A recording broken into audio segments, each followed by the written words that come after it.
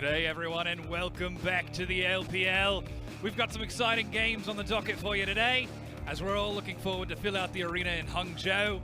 Looks like we're gonna have some very fun matches for LGD in our first game, Vici Gaming just afterwards in our second one. And I'm sure the audience is going to be packed and ready for that match because it's going to be quite a bit of fun, quite a banger of a match as we get into that one. Of course, you can see the fans already cheering on some Condi signs as, of course, our players make their way backstage. Yuki fans also doing their best to celebrate as much as they can, but it's LGD in front of the home crowd trying to bring themselves a bit closer to playoffs, but of course they've still got a ways to go before they can actually start to chase and reclaim that former glory.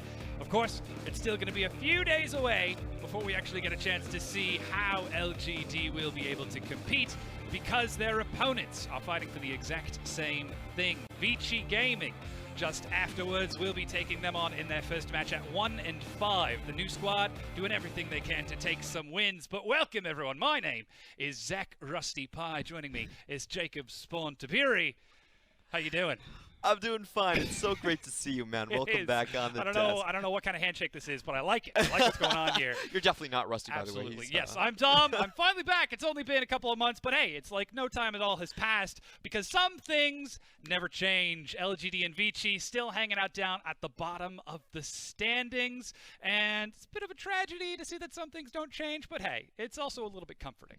It definitely is the case. You know, LGD, these two teams, they are the story about rebuilding from what they started off with. Both of them getting Korean world champions, and now 3 years later, it's time to inspect the different strategies on how they are rebuilding the rosters in the franchising era. Yeah, of course, they've still got a long way to go before we actually get to see any results from that. Before we get too much into this first matchup, though, of LGD versus Vici, let's take a look at what happened yesterday. RNG played against Team WE and got a whopping 2-0. Fantastic match. If you guys want to see RNG team fighting in action, this is the one to catch. Multiple bounce houses with Ming on Alistar taking the MVP. Yes, and of course, in our second matchup yesterday, we saw Snake versus TOP, in which TOP also had a similar 2-0 victory. You just can't keep Knight down. 5 bans thrown his way. His Akali still makes his way to the MVP and takes a swift series score against them. Yeah, always fun to watch Knight in action. We got a chance to see a little bit of his rise in the countdown on that awesome highlight reel. But taking a look at the standings as of yesterday's games, RNG now find themselves at 4-2. Top Sports at 6-2, still just a little bit higher. But we've got to turn our attention down to the bottom of the bracket. 14th and 16th will be on our first game for today, with Vici at 1-5 and LGD at 1-7. Ooh, both of these teams definitely trying to improve their standings. Further on the night, we have Rogue Warriors versus BLG. A very tough stretch for BLG lies ahead of them, where they have to face EDG, IG, RNG in the same 4 series, so this is a must-win for them. Yeah, this is going to be, quote-unquote, their last easy win. And finally, our last game for today, Edward Gaming versus JD Gaming. Looks to be our highlight of the day. Yeah, and Clear Love is still out there doing massive things, but we have to bring it back. First, of course, LGD versus Vici Gaming. And we've got some news about what's going on with LGD right now. I'm sure some of you may have seen the announcement for LGD's roster that they're looking to bring in today. We're still a little bit unclear until we get to see who's actually going to be on stage for this first matchup, but they're not going to be running Yuki and Condi. In fact, we've heard that they're bringing in Amy and Ian in the mid and jungle. Yeah, it's actually a very rare middle of failure on the roster's part. They said this is not working, even though we brought down Invictus Gaming. Then they then dropped 6 straight games, which they're like sitting at the bottom, and they're willing to make some changes. So I think it's a good direction. The first thing of correcting anything is admitting that there is something amiss. But yeah, I do have to say that this is a bit puzzling in what they want to do with the roster overall, because they are sitting out their young star in Yuki, and the roster they currently are running is actually the oldest roster in the entirety of the LPL. There's a bit of doubts on how much future this roster currently has. And of course, with the age of this roster, there's also certain connotations that we have to be aware of. Ian, for example, very long known for having being a bit of a bad luck Brian. We might as well call him an ill-fated Ian coming into this. But knowing what he's up against in Jay on the opposite side, we've got to start looking to see how he sort of stacks up against who he's replacing. Yuki, he's been pretty hit or miss. He's had some pretty star performances, but he has had a few wide swings the other direction. Yep. Yuki has been one of the better looking assassin players. He's always been there on the solo kill charts, actually still hold on to #1 in the LPL. But unfortunately, he also has been playing without a lot of patience. I think you can see the highlights he can do right now, but you have to remember at the back of your head, LGD are the only team that has over 300 deaths this far into the season, and a large part of it is because of Yuki. Still has the most deaths of any single player, so they've been unable to minimize their mistakes, and I think that's the reason they're having the young ones sit the bench. And following up on that highlight reel that we just saw, they started off 3-0 on the Akali, very decisively winning the early game off of those rotations, but ended up dropping and losing that match against Team WE, despite winning the early game. So we're still looking at the same issues for LGD that seem to have plagued them for years at this point. They just cannot convert in the mid game unless it's effectively handed to them. Yeah, lots of mistakes still happening, not a lot of momentum going forward. So I think with LGD switching the roster up, what they're really saying is, you know what, we need to make a push right now, stabilize the roster, stabilize the confidence in the organization, and get some results going. Move us out of this 16th place, because this roster, for me, it's not something that you look down the season or you look down 2 years is going to be the roster they run. And of course, you compare that to your opponents on the other side, Vici Gaming. They are a fresh, young squad full of new players. It seems as though Vici is taking the more long-term approach. They're looking to keep these same players for, as you said, the next 2-3 years. Exactly. Vici has been running with basically the exact same core group of people this entire split. It's the first time they're running with a fully Chinese roster without a Korean import as a focal point. We used to remember Vici as the team that just bought a ton of championship players. They've had 5 world champion players on their roster. But this time, with the franchising in 2018, they're going at it in a different approach. It's about the long term. They don't have to worry about relegation. They're willing to invest. If ever there was a team to learn that mistake from, it would be against LGD, buying Imp after his 2014 victory. But now let's take a look at the rosters for Vici Gaming. We've got Chelizi, Ikes, Jay, Puff, and Southwind. Star Players is their bot lane, still holding on to the most damage share for any single player in Puff's Ezreal. We're looking forward to seeing how he performs against Kramer down in that bottom lane. Of course, joining Kramer on the opposite side, as we now get a chance to see, PYL also makes his glorious return, along with Condi actually staying back on the roster, but Ian shows up over Yuki, and Lives returns in the top lane. It's going to be the debut for Ian, previously from MVP. Very unfortunate, like we were talking about, did run into what was now known as Sandbox Gaming in the promotional tournament, and then found himself unable to join the LCK. I hope he has a better time here in the LPL. And we do have to keep our eyes, I think, on that jungle matchup. We didn't really get a chance to talk on it a little bit earlier, but now knowing that it is Condi coming into the jungle and Ike's on the opposite side, Condi, he's trying to do a lot for LGD, but knowing how Ikes likes to invade and try to sort of counter out on the blue side, could there be an opportunity for Condi to try and punish this and springboard LGD through that early game? It's definitely possible, but both of these junglers are really going very, very hard into each other's sides. So you see Ikes having the 4th highest blue buff invade rate at around around half the blue buff taken per game. So always trying to go for there, and their champion pools also really collide. Both of them really favor the Xin Zhao and Camille route, so they like going at each other earlier on, and it will most likely determine the 2v2 between Jay and Ian at the same time as well. It almost seems as though we're looking for the 2 junglers to be our primary engage over the course of this matchup, but then again, knowing LGD, there are also some very real possibilities that we see PYL going for a good old wander that could force some team fights later on. I think we'll be keeping our eyes on Ian and Kramer to try and hold him back, and more specifically hold the team back until LGD use their experience to find the fight that they actually want. One of my favorite quotes from an LGD player is actually from Amy, and he said, I actually don't like roaming with my support. I actually like going and doing my own thing. So it's definitely a very interesting dynamic where PYL does leave the lane a lot. That's part of the reason I believe he was benched earlier on, was because of, again, the deaths. That's a recurring thing for LGD. A lot of mid-game mistakes, a lot of pick-ups happening.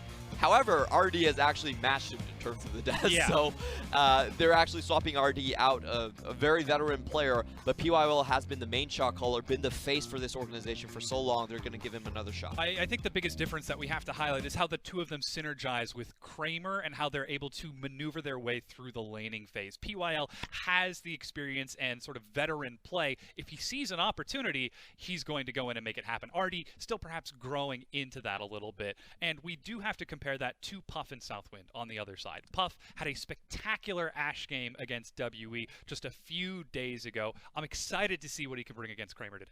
Yeah, they're playing very different styles. For Vici Gaming, I think they're much more of an early game, mid-game tempo style. They do like the picks that give them a lot of mobility. You're thinking about things like the Ashe that have that global arrow, the Ezreal. They're not really like a super late game scaling team comp like Kramer. For Kramer, it's always Kai'Sa. Just give me Kai'Sa, Kai'Sa. I need the most amount of damage, and I need to win out in the late game. So we have that contrasting styles, which in theory, Vici should be able to come out early ahead, and then LGD have to take it back from them. Yeah, of course we'll have to see how Vici decide to pick themselves into this. Of course, we celebrate the Ashe game that we just saw from Vici. I believe it was against Snake in game 1. They took it in a nice, slow, patient 32-minute win. The next game they played almost the exact same composition and got smashed by Snake. So maybe Vici have been innovating a little bit in their time in between while traveling to Hangzhou. Maybe they've got something new to show us against LGD, because again, we've got one of the oldest teams in the LPL right now taking on one of the newest and most fresh as we get into pick ban for game 1 between LGD and Vici.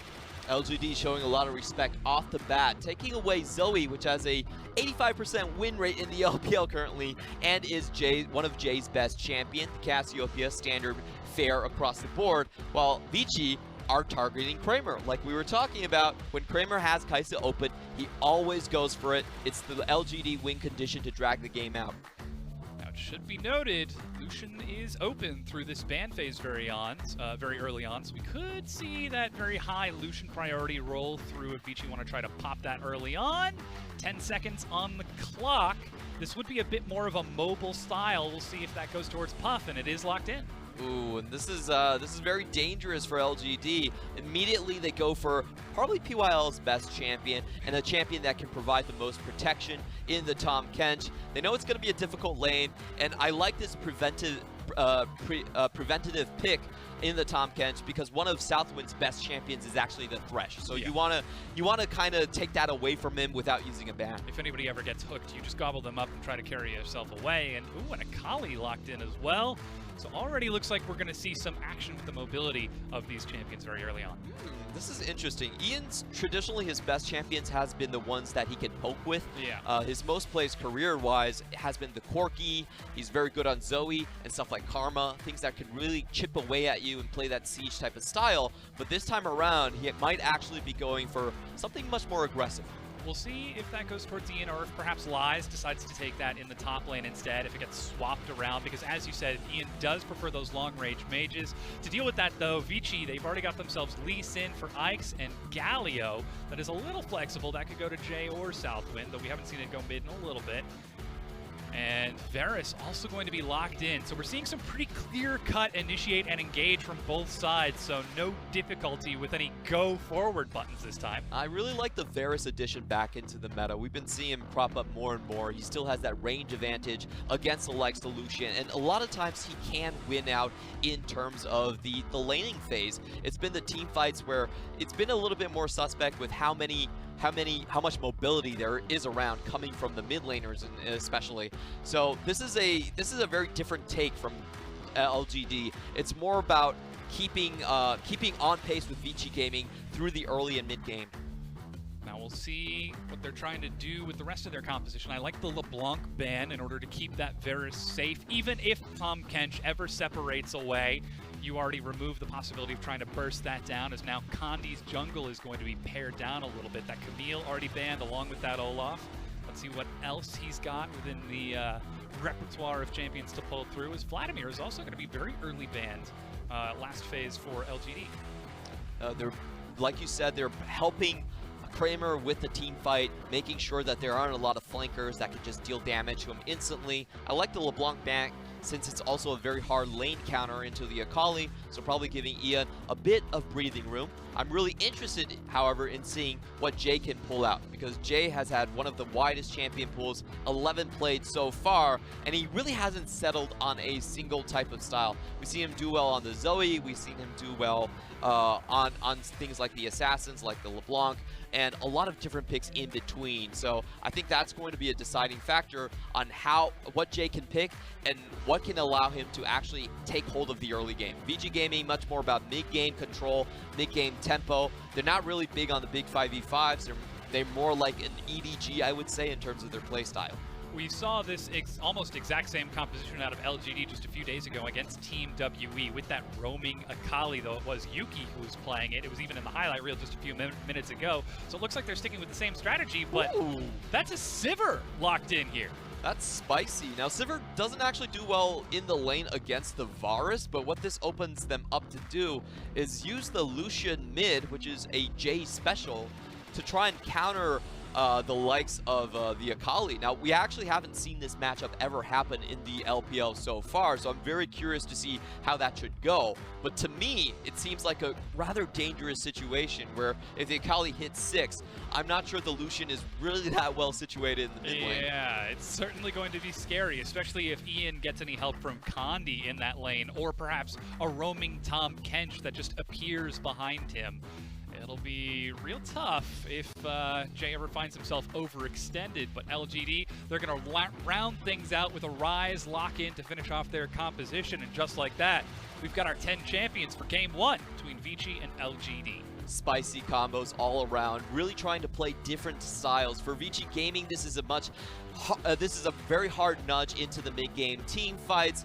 Their ability to have mobility with the Sivir, with the Galio, should get them into the positions they want to, and it's absolutely devastating with the Kennen pick coming out if he can get a correct flank. On LGD side, this is much more like a 1-3-1 composition for me. They have very, very good side lanes when it gets post 25 minutes, and they also have the Abyssal Voyage in the mid lane to kind of play around with that. So differing styles, one favoring the mobility and one favoring more of the raw laning strength. And as our coaches shake hands with these two styles about to clash on stage here in Hangzhou, we get the chance to see if either of these teams will start trying to make the climb towards that final playoff spot, trying to get up towards 8th place. Because remember, LGD, they are at 1-7 right now. Vici Gaming not much better at 1-5, though they have won a few more of their matches in those other 5 series losses. So it is the age-old question, will the old dogs be able to prevail, or will the new blood of the young Vici squad be able to bring them down? What do you think, Clement? I'm still processing all the compositions through my head. Yeah. I actually what are you hung up on? I do actually favor LGD's composition a little bit. Yeah. I think it has much stronger scaling abilities, and when you have teams that are evenly matched, the team that goes a little bit slower, has a little bit more room to make mistakes, typically does come out at this level. It also should be noted that Vici have a lot more flexibility in their engage. They can pop on the hunt from Sivir if they want to try to catch someone out. You've got the Lee Sin to try to pick people out. Chelizi, if he lands a stun on a big target, there's a huge amount of burst and pick if someone from LGD, God forbid, ever finds himself out of position. I said LGD right. I favor LGD's comp a little bit more. Okay, well, we'll see what's going to happen as we load onto the Rift for this Game 1 between LGD and Vici Gaming.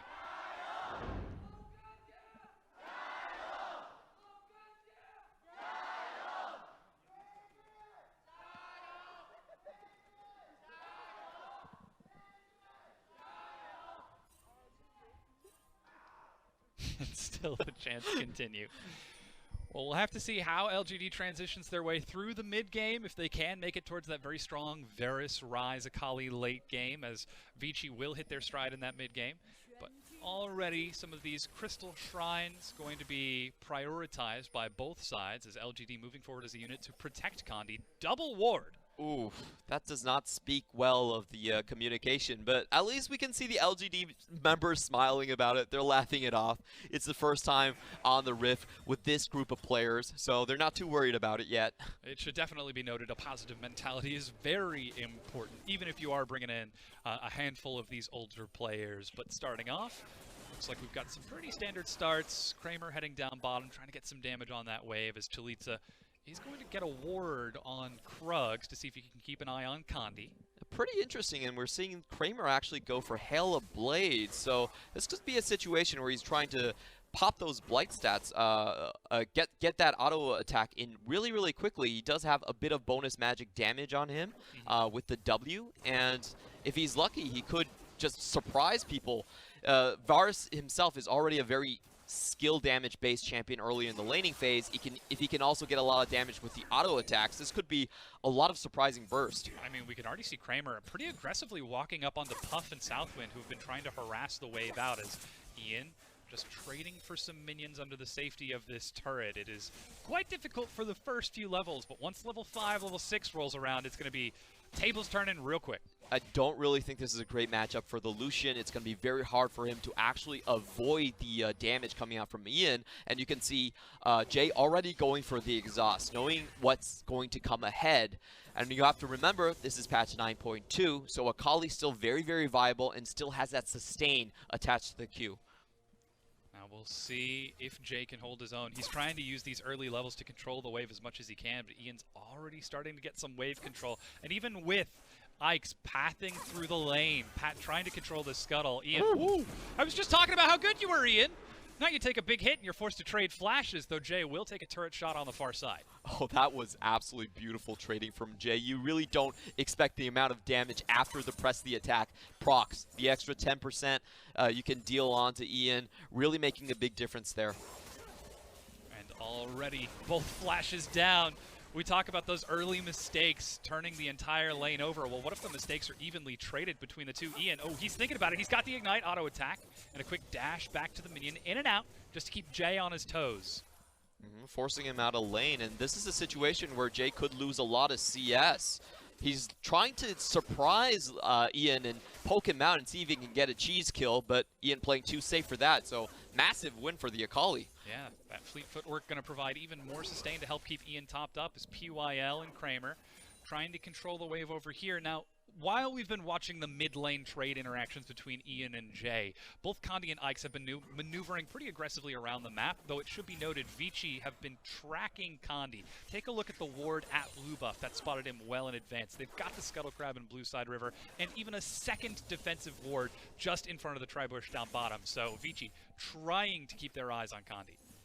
Vici really has been playing through mainly their early game and trying to snowball an early positioning on objectives is how they win their games. They like to have single CC catch. They like to surprise you coming out of brushes. That's been kind of their play style. It hasn't really been about the 5v5, even with a very good AD carry with the likes of Puff in towards the bot lane. It is about early action, and so far they're not really finding any of it. LGD has been holding them down in the laning phases, and they also scale better on that end as well. So, you know, it's a really good read from LGD to find these lanes and to find the compositional edge. It looks like we're seeing some pretty defensive wards from LGD to try to support these lanes. You've got a control ward in Pixel, another ward at the entrance to red buff, and another ward in Tri, just to keep an eye on it as, ooh, Piercing Arrow just going to give some mana back to Puff as it does miss Southwind. A lot of burst damage as we were talking about, but this wave, if they get it to push in, it should push out on the next wave. And I want to see if Ikes is able to set up something and trying to control that. He's already moving away. Actually was spotted in the Tri-Brush. Yeah, we're seeing plenty of defensive wards from all sides. Looks like both teams are content to just try and preserve these laning phases for a pretty long time. As Condi, level 4, trying to race up to level 6. That's the Boots' first pickup to match the Predator because he just wants to try to race in there, scuttle in, I suppose, as quick as he can. Top lane also going in favor of Lies. He's been really carry-centric this split. So far we've been seeing mainly on the Yorick, but Ryze is a perfect answer to the Kennen. Really stops the engage in its tracks. It's going to be so hard for Chelizi to find a good angle into LGD's composition. The more I look at this comp, the more I actually like it. It's strong early game. It can take it to Vici Gaming, and you also have so much protection to make sure that nothing slips into the back line and can take out Kramer. I think that's where we need to turn our attention towards Ikes, who's trying to break that open. You can see him clearing out wards. Jay roaming out of the mid lane to clear out wards, looking for an opportunity. He knows there's still no flash on Ian, and though the Akali will be hard to kill, it's something that he can try to open the map up. But LGD, they've just got their whole side of the map locked down tight so that they can make it to that mid and late game. And just waiting for the Skarner to come online. Should hit level 6 after the red buff. So I want to see where his first gank goes. You can see Vici very concerned about the Kennen towards the top side. The CC chain is the strongest in that lane, so they do need to keep it safe. Oh, level 5. He's close. He's real close. Oh man, what is that, 90% of the bar? 95? And still, Condi, man, he's on top of the ward trying to clear this out, but Vici have been dropping these wards all over the map. One of the greatest parts about Vici Gaming has actually been how strong their 2v2 has been in the bot side. They've actually won the lane against Uzi, won the lane against iBoy, won the lane against SMLZ. Very, very impressive stuff, and they're doing it again even in what should be considered a bit of a counter matchup with the Sivir against the Varus. Of course, they've had a lot of jungle help, and Lucian definitely a stronger jungler earlier on, but it's still quite impressive to see them maneuver the lane. Oh, Ikes is looking for an opening here. Puff at level 6 can just run them right in. There goes the boomerang. Flash taunt misses Kramer with the flash reaction. Gets out of there instantaneously. Still loses PYL though as Condi shows up and it's a 1-for-1 trade. But Kramer, what was that reaction? He knew what was coming as soon as Southwind popped out of the brush. Really fast reactions from both sides, and Condi does come in to clean up the kills. However, I still will give this to Vici Gaming. They have a little bit better on the better end on the kill distribution with the kill going to Puff.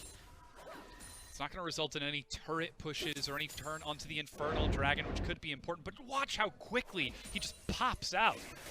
Southwind, I have to say, was a little bit telegraphed, but he definitely knew what was coming. PYL doesn't even have time to really pop the gray health. Unfortunate right there. He should have been able to.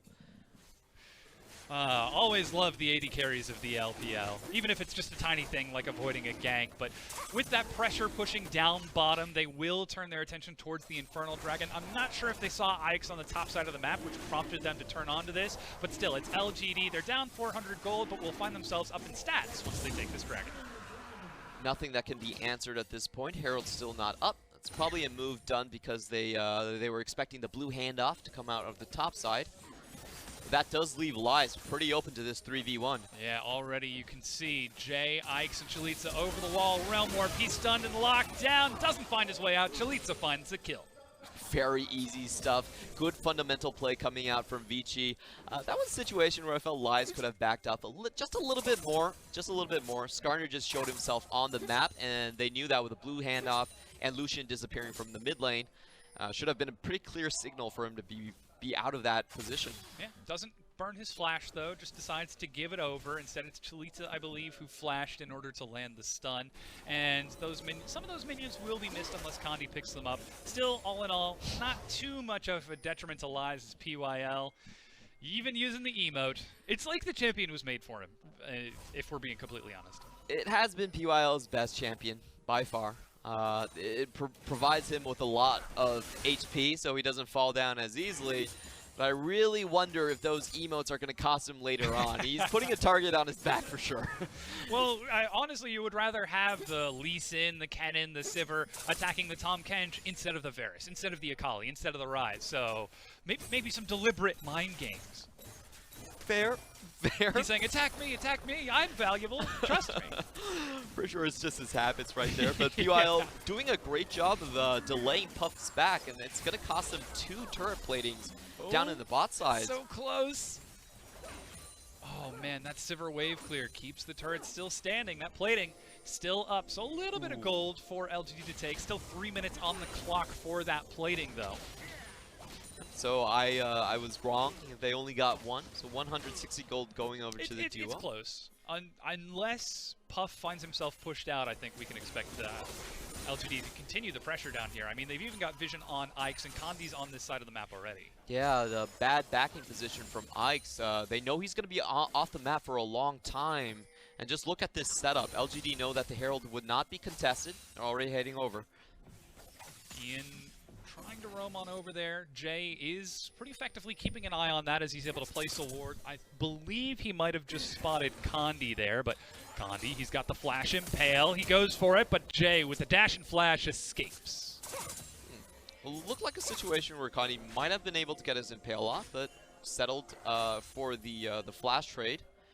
Probably even faster fingers coming out from Jay. Looks like we actually do see a lane swap now coming out of LGD. Kramer and PYL up in the top lane. There's the slicing maelstrom from Chelizi. Not sure if they spotted LGD completing this rotation, but the wave is cleared out and the turret is protected already. Puff and Southwind making their way towards the mid lane as LGD. Very early prioritization on this Herald. Vici push in. There's the culling onto PYL. He drops the shield. Kramer, Chains of Corruption, finds Jay. Good damage. Condi looks to go in. Hero's entrance, but Jay is dead. Knockup only finds Condi. He's still got the impale, though, from the side. Ian flashes away, but is taunted. LGD, there's the impale. There's the dive from Ian. Ignite onto Ike's as he burns down. Southwind drops. Chelizi cannot find a way in. Using Slicing Maelstrom may have protected the turret, but it cost them the Herald. Monster prediction coming in from Kramer. Jay falls down before he can even get an auto attack off. That's how accurate Kramer was with the Chains of Corruption, and that was basically a lost fight from that point onwards. Even though Vici Gaming actually had a very, very quick response, they didn't have the Kennen ultimate, the Slicing Maelstrom, so they really weren't willing to go into that position. They wanted to try for a little bit more poke, but Kramer caught them out. LGD quickly and easily set themselves up, pick up the Herald, pick up a few kills, and it looks like they're also going to pick up first brick as PYL and Kramer finish off this top tier 1 turret. Finally it crumbles, and LGD 23,000 gold to the 21,000 of Vici. Trying to break that 6-game losing streak. You can see that all the members are actually in place in time, but unfortunately Jay gets deleted before he can do any real damage, and without a Kennen ultimate, this is full-on retreat for Vici Gaming.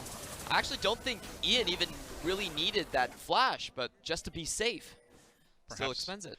The zoning flash, you got to keep them off of the Rift Herald, prevent any chance of a steal, as Ike's actually did dash away, and I think he might have used his flash in order to escape from that. It's PYL, again, still drawing that target, saying, attack me, I'm the Kench. I can take it. And that should be the swagger of a veteran. Exactly. That's exactly why you want the experienced players back. Even if they're not doing anything on the map, even if they're just standing in plain vision, they can influence the players. It should be noted, though, we just have to make sure that that swagger doesn't get to his head. It is PYL, after all, but Ike's might be looking for a dive here. Jay dashes in. There goes the dash over the wall, pinned forward. Lies goes burning down, and Jay picks up the kill. I like that control on the Ike's. Doesn't even go for the Q2. Leaves it for Jay. I know, I really thought he was going to go in. Yeah. But gives the kill over to the carry. They're going to try and take that top turret as Ocean Dragon is traded over. Meanwhile, Sivir in the mid lane trying to clear it out as quick as she can. And it turns out that's pretty fast.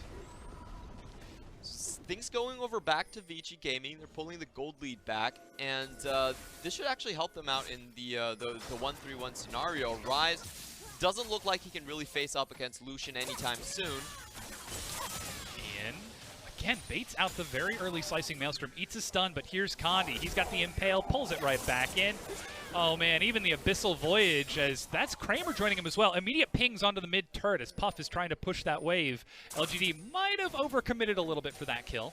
Looks like they'll be fine though. The mid lane... yeah, it was actually in between the minion waves, you're right. The minion waves is really well done. I like how LGD actually synced up with Ian to get the Slicing Maelstrom out from the Kennen before they actually went all in onto that play. So it was a very, very good read, and it was very well synced between these different pieces. Maybe we're seeing the communication becoming a factor on why they're running with Ian at this point. Yeah, the veteran squad of LGD, some of the oldest players here in the LPL, one of the oldest squads at least, trying to find their way towards a victory. As you said, a 6-game loss streak. They're trying to break it here against Vici. And what better way to do it in front of the home crowd as they're trying to push these waves in. Now Puff, that's the Blade of the Ruined King. Oof. Thrill of the Hunt chunks him down. You just never expect Halla Blades. Yeah. You're like, maybe the Varus is going to tap me once, but he actually has the attack speed to go all in onto the Sivir. Really hurts when you get those Blight stacks popped, but still, that Sivir is doing a pretty admirable job of keeping the turrets alive. That's something that we didn't really discuss too much, is while LGD do have the option to scale with the Ryze, with the Varus, and look for those late-game team fights, if Vici just hug their turrets and never take any team fights, there's a Lucian in one lane, there's a Kennen in the other to clear another wave, and then a Sivir. How on earth are you going to break a Sivir who's turtling under her turrets? Well, time is your friend at that point. The Ryze should win out on that split pushing matchup. So should the Akali. They're not really worried about anything. As long as they can keep this mid lane pushed out, I actually think they're perfectly fine. You can see Ryze already able to venture across river. The Kennen does have a much easier gank if he has his jungler there and they can snipe out the Ryze, but as long as he has his vision and shields up, it shouldn't be that much of a problem. Uh-oh, Ian might have gone a little bit too far as Ix decides not to step forward and engage. And I suppose there is always the follow-up to extend on your your answer to my question. If the team is turtling, well then you take Baron, then you take Dragon, then you take Rift Herald, which we've already seen from LGD. And they're still even getting some chip damage onto these turrets, so already it looks like things are working out for this LGD squad, but Ian gets some damage. Condi looking to follow up. Ix goes in, but Ian goes back. That's the Predator. Uh-oh, the Abyssal Voyage is canceled. Ian still goes in, right back, forward and out. Ix gets burned down to half. He's still going low. Condi wants it. Ian finds the kill. Slicing Maelstrom as teleport is completed. Chelizi finds himself one. Condi over the wall, but he's in enemy territory running for PYL, who's got the flash. Is he going to go for the save, though? Turns onto Southwind. Here comes Puff, and Condi gets left behind. Where's the support for the jungler here? PYL gets Puff out of position. Finally, Chains of Corruption. Kramer joins in. That's the cleanse, but the arrow! Kramer finds the assassination. Realm Warp to follow up with the chase. Abyssal Voyage and LGD are just moving too quick. Beautiful snipe from Kramer incoming to save the day in the last one, but also very good reaction from Vici Gaming. They did get the collapse, they did get the comeback kill, and what I liked about that sequence there was how Ryze played it as well, because he did not rush into the fight. He did not say, hey, there's something happening, I need to go now. He actually pushed the wave in the top side just to get an extra CS lead, to make sure that he could get some chip tower, and then he joined on the back end to clean the fight up and even take up an extra tower. So he should have gained a lot of gold in that single scenario. Puff, you didn't get the red buff. Hello? Puff? Hey, Puff? But the minion wave, though, Clement. Okay. Look at those minions. Look at that gold. He must be really close to a break. There he goes. Now he's going back for it. Eyes on the prize until it's not. And then it's eyes on the prize. The absolute focus. Here's that fight again, though. And, oof, canceled out by Southwind. Messy situation to start it off. Ian can't actually find the initial kill because of the Hex Drinker and does have to go in once more. Gets sniped out by Chelizi. And just look at this Ryze. He has his teleport, but he's not eager to join the fight just yet. He knows he can do maximum damage while still staying into the top side. And finally, when he does join, it's at the best possible scenario. He zones out Puff and gives an easy snipe over to Kramer to find that comeback kill. 2-0-2 on that Varus so far with the Gwynsu's and Blade of the Ruined King done. He does some shred. And still with 2 dragons already picked up by LGD, they turn their attention onto a third, now a mountain dragon. Earth, water, and fire to round out these elemental squads for LGD, and they are feeling pretty happy with how this mid-game transition is going. They still need to convert it into a win, though, and that requires getting to the enemy nexus. The key thing about this game so far is Vici really hasn't been able to make use of its composition. They have their winning spots in terms of mobility, in terms of catch potential, but LGD, every single lane, has just been splitting the team members up, and Vici has never been able to group. They've never had the upper hand in terms of these engages, and I think that's perfectly, that's a perfect situation for LGD to drag the game out. Just waiting for one member from Vici to be a little bit too separated, a little bit too far out of position, and then Abyssal Voyage, Teleport, Realm Warp, so many different ways to get in and pick that member off before converting into an objective. Whereas Vici, they're starting to play from the back foot. they're starting to fall a little bit further behind. As you can see, their defensive wards creeping back into their own jungle. And the Colonel definitely senses it. He's giving it up for LGD. 2 spoons up. Robo Colonel trying to support LGD as best he can. But still 21.5 minutes in, Baron has spawned and LGD still just controlling waves, waiting for Vici to be out of position. I have to say this is a pretty fast Baron team at that as well. They already have an Infernal, and a Mountain Drake, plus a Blade of the Ruin King, damage-dealing top laner.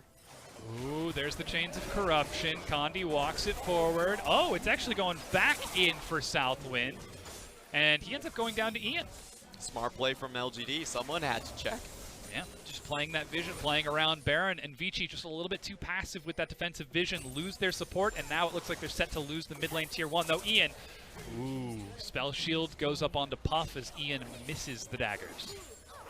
It doesn't really find anything, but LGD are still set up in a perfect position to just continue this play, find catches overall. If Vici wants to contest this, they need to be all 5 members willing to go into the pit at the same time and willing to take a big team fight. I think that has to be their mentality if they want to break out of this chokehold. I mean, if we remember the Rift Herald fight at about 12 minutes when Vici looked like they were set to contest, they didn't have Chelizi's ultimate and they ended up split across the map. That's, I think, where LGD's mobility comes into play. They can pick and choose where they want to engage much more quickly than Vici and force Vici to respond in a bad position. Yeah, I think LGD just have a lot of tools that can deny Vici's engage. The Kennen's going to... I don't think the Kennen can actually find his way into the backline. Most likely it's going to have to be Ike's with the Galio on top of them. Hero's entrance, try to knock up Kramer briefly, create that chaos, and use that moment to create an opening that Chelizi can later join on into the team fight. Still going to be a lot of pressure. You can see Ike's just peeking, poking, looking for an opportunity, but LGD are playing nice and safe. They're not stepping forward unless they know they can convert and get the rest of the squad in. And just controlling, again, these side waves. Condi's up top along with Ian, perhaps trying to bait Jay. Flash Impale is ready. Ian's got the flawless execution. He wants it. He wants it real bad. Safe play by Jay. Man, Jay. He was close to the edge and he didn't even know it. He had the Quicksilver Sash and he still played it as safe as he possibly could, never venturing across the river. But it looks like Vici Gaming, they're going to use this time and try to find an engage. And they managed to find Kramer out of position. PYL not able to get the save, and that's the very quick rush out of Vici. Southwind and Puff break down the turret. And suddenly LGD, they will trade by taking the bottom tier 2, but the map is starting to open up. That's a good trade by Vici. I like what they did, and they also held on to control towards the Baron side. Even with backing right here, they should be able to at least keep eyes on it, so they're not too worried about losing the Baron in a flash. Uh-oh, was that the Abyssal Voyage? That was. Condi gets into the back line, but it's LGD who are split. Ian gets mobbed and burned down. Now Condi running as best as he can, along with Lies on the opposite side, but LGD running for the hills. Puff gets the boomerang pizza and finds himself one. Lies, ooh, autos the blast cone, mid-retreat. Seraph's Embrace gives him a shield, but it's not enough, and LGD fall apart faster than LGD build their lead. I know you were trying to go for some meta. Yeah. It's okay, it's okay. LGD, what they were trying to do right there was link up with Lies. He was coming from the bot side. They thought they had a perfect collapse, but Lies actually never got into the fight itself. He was cut across by terrain. Southwind was zoning the choke away from him, and LGD funneled all of their damage into a big Galio. Not exactly a desirable target when there's a Lucian and a Sivir who can then turn and burn down a Baron on the back of that. But LGD, a tale as old as time, a song as old as rhyme. Let's see that fight happening again. Chelizi this time does have his ultimate, and he's just able to respond instantly. Ian just gets deleted, doing absolutely nothing in that fight. Double CC chain, and you can see Lies on the left side of your map, still having a very difficult time actually finding his way into the team fight. And what should have been a collapse gets basically a perfect response from Vici. Yeah, it's a handful of kills in the Baron off the back of that. 9 kills to 7 and an even gold difference between the two teams. Maybe 300 gold in favor of Vici. But I think the thing that sold it for me about that fight was watching Ian die and then immediately PYL, fork and knife out, tongue hanging forward, just turns and starts running for the hills as fast as he can.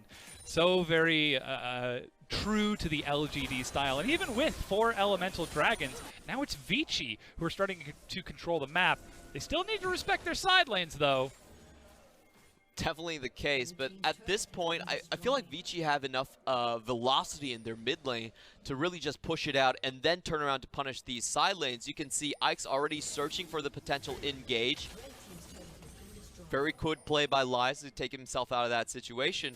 But just look at how fast Vici can now push the mid lane. They have most of their kills onto the Sivir. She's going to have a great time against Kramer, and with the Baron buff, there's not going to be lots of response. So LGD is 1-3-1 in the face of the Baron buff, in the face of the mobility from Vici Gaming.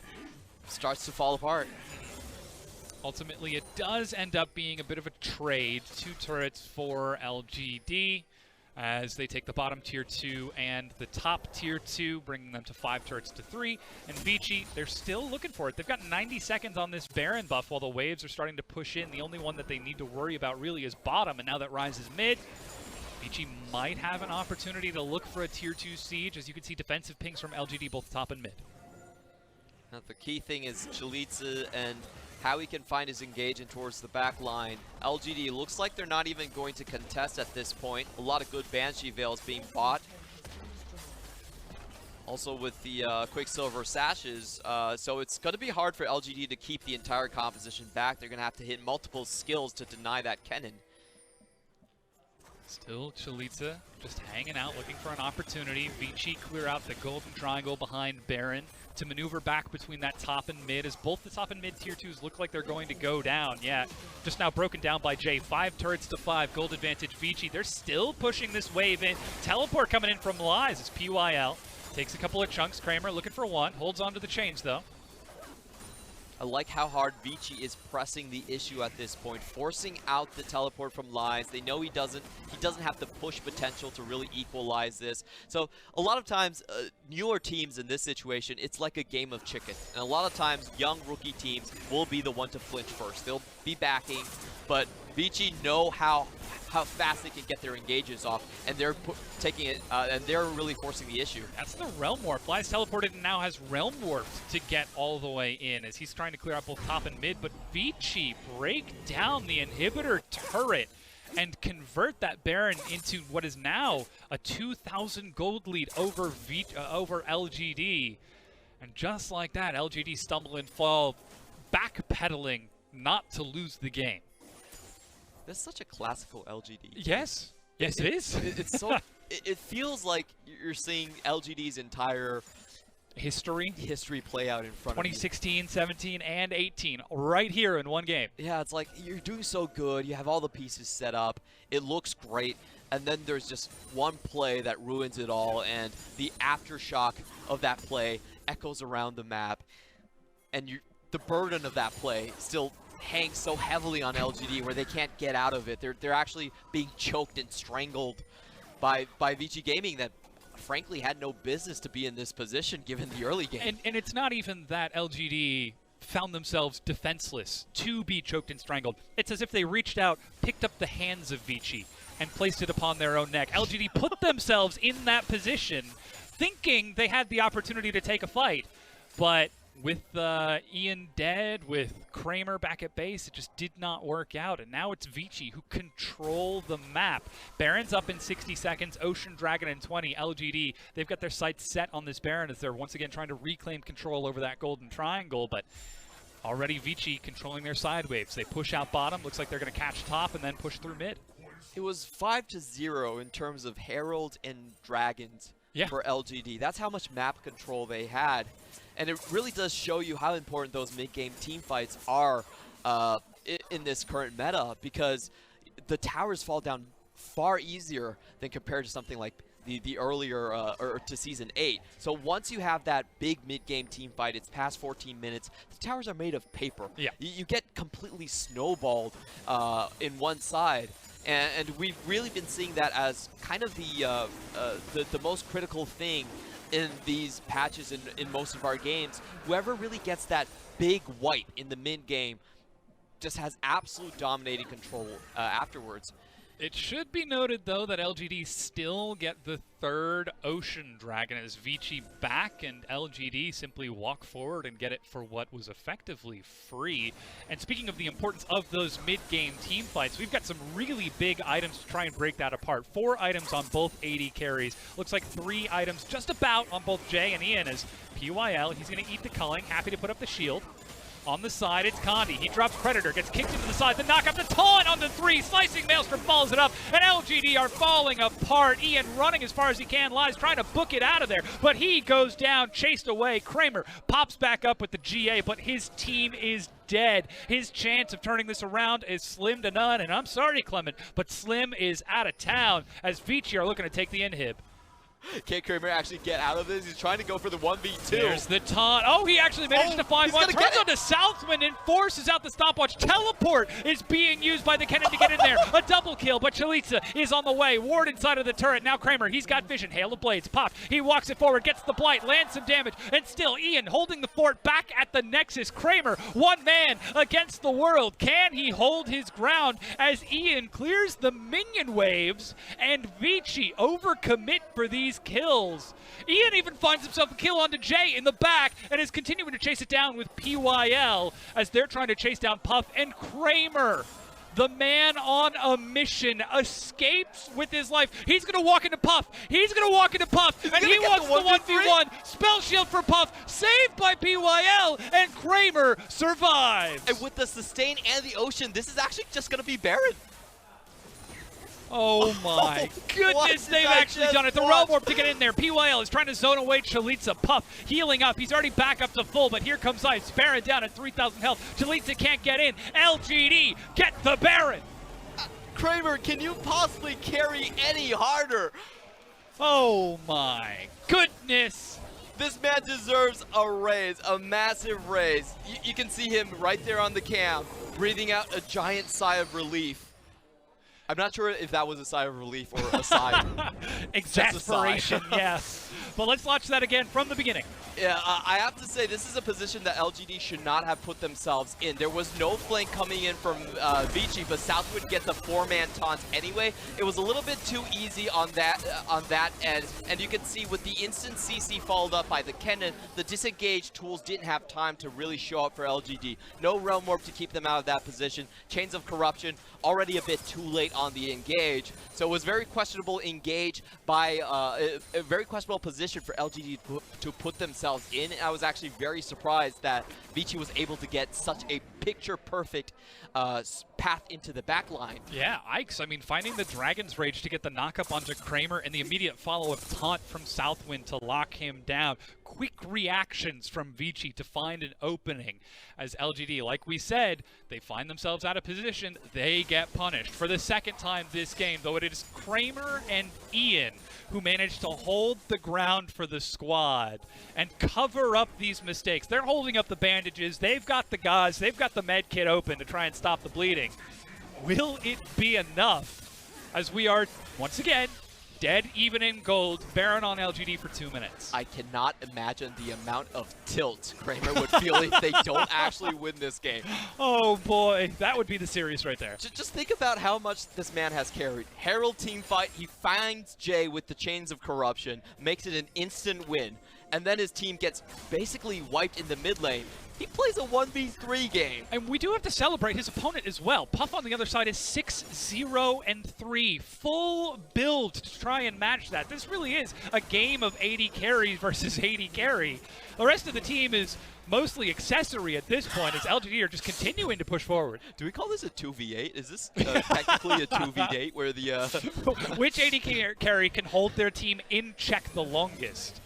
As bottom inhibitor turret goes down, mid tier 2 goes down, and still Lies pushing up against that top inhibitor turret. Kramer getting some good poke out, but it's not quite enough, and Lies breaks it down. Slowly but surely, Vici are giving up ground, and this is what you were talking about in the early game. Once LGD hit that late game, their team fight, their mobility is so powerful. Yeah, LGD, they just have the upper hand when it comes to the 1-3-1 composition. Neither of these side lanes can really stand up from Vici's end, but PYL could be putting his team in a very bad position. Oh, no! There's a ward there. Oh, no!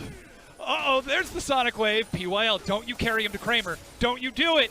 Don't you do it. They're going over the wall. Chains of Corruption onto Southwind. It's going to spread out just a little bit, but not quite enough. Ian's looking for entry, but cannot find it. Meanwhile, Ryze onto the inhibitor. He's broken it down. Chelizi with Exhausting Ghost cannot teleport in. He's trying to defend, but it looks like Ryze is working on the Nexus turret. With Elder Dragon there, LGD can continue to push and pull. There we go. That's the Slicing Maelstrom. Condi's trying to bait out this Elder Dragon, but Vici need to choose teleport onto the Nexus. They're going to try and end the game. It goes down. Kramer is single-handedly doing everything for this team. He's turning onto it. He's taunted. He goes down. LGD lose 2, but the Elder Dragon is still up. PYL and Condi are going to take that away, but will they be able to defend long enough? Because Vici, they're pinging onto the inhibitor. They're pinging onto the Nexus. This is a very slow take from LGD. Look at how slow they're taking teleport. it. They're backdooring. They're actually going to go for it. Puff. It's 80 carry versus 80 carry Clement. Who's got it? Who's got the damage? Is it going to be the Sivir? They're still finishing the Elder. Finally it gets picked off, but Ian makes his way back, and the inhibitor respawns. Teleport to lock Puff down. 6-0 and 3 is about to come to an end at the hands of LGD. Ian standing over the corpse. There's the quick burst. No, he misses it. Forced to flash, and finally the shutdown gold. So as crazy as that LGD play was, I actually think it was the correct play. It definitely was the correct play, because even if they didn't finish the game right then and there, you're talking about it's bare Nexus. Yes, it's look at that Elder Drake buff. That's a massive Elder Drake. There's 5 Elder Dragon. There's 5 Drakes for them to buff up their true damage. Yep. And I don't see how Vici Gaming can possibly come back from the next 5v5 team fight. It was crazy, but there was a reason behind the madness. Ooh. Oh man, what a gamble from this. You can see the replay on the side of the screen. Slicing Maelstrom to try to clear out the wave, and then Kramer doubles down. All the cards on the table. Vici call, they make the bluff, they save the Nexus.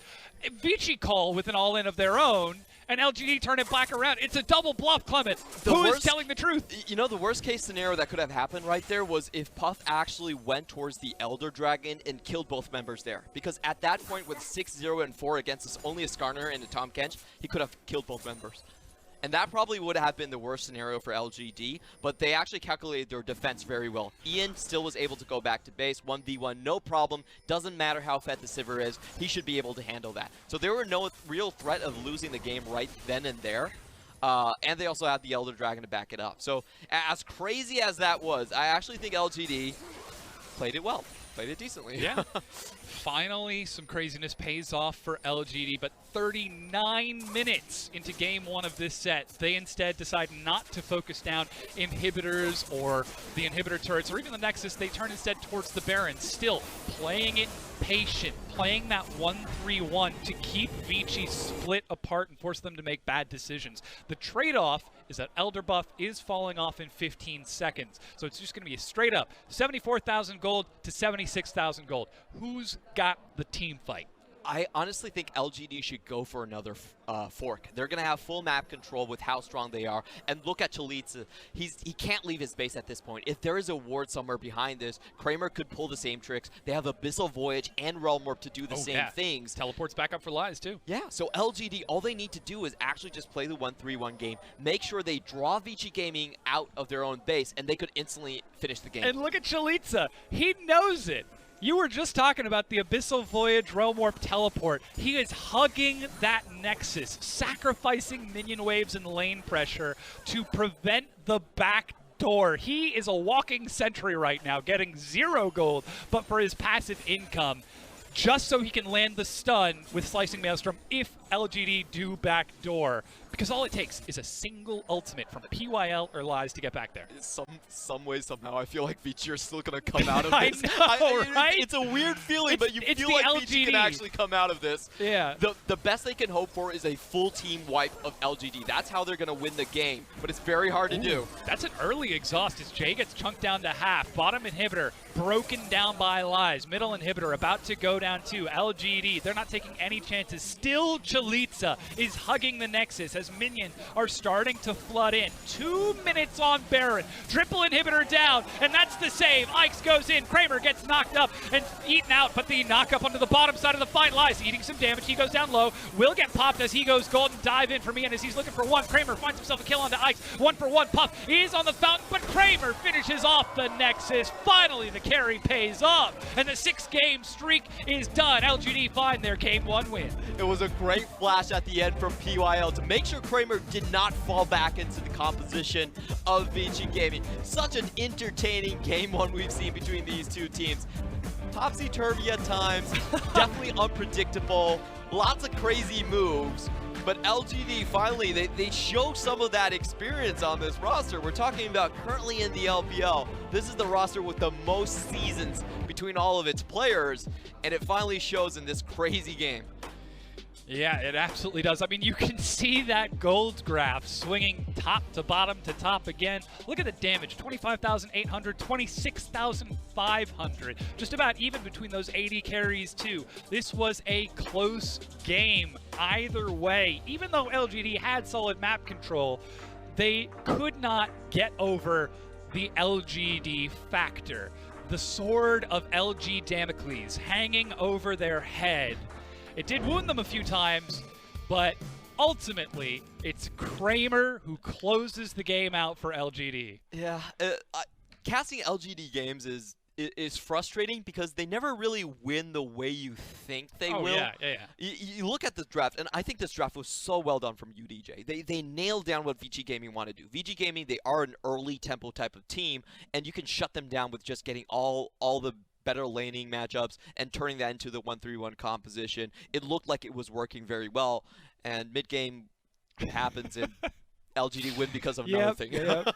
We're still not quite sure why LGD were on that red side jungle, but they were, and they allowed the game to get even again.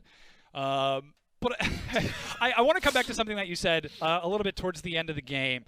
LGD made the choices, they made the plays, and it ended up paying off. They felt confident that they couldn't have lost the game when they did the Elder Dragon for, I guess, next That was super smart. That was really smart because, number one, the enemy team didn't actually have enough teleports to really compete with that, and they also had full minion waves pushing into the enemy base. So even with the 46-second death timer on Kramer, you could see that actually Vici couldn't push to finish. They also had the inhibitor timed that was going to come up right in that play as well. So that, okay, of course, I don't know if they actually lined all those things together.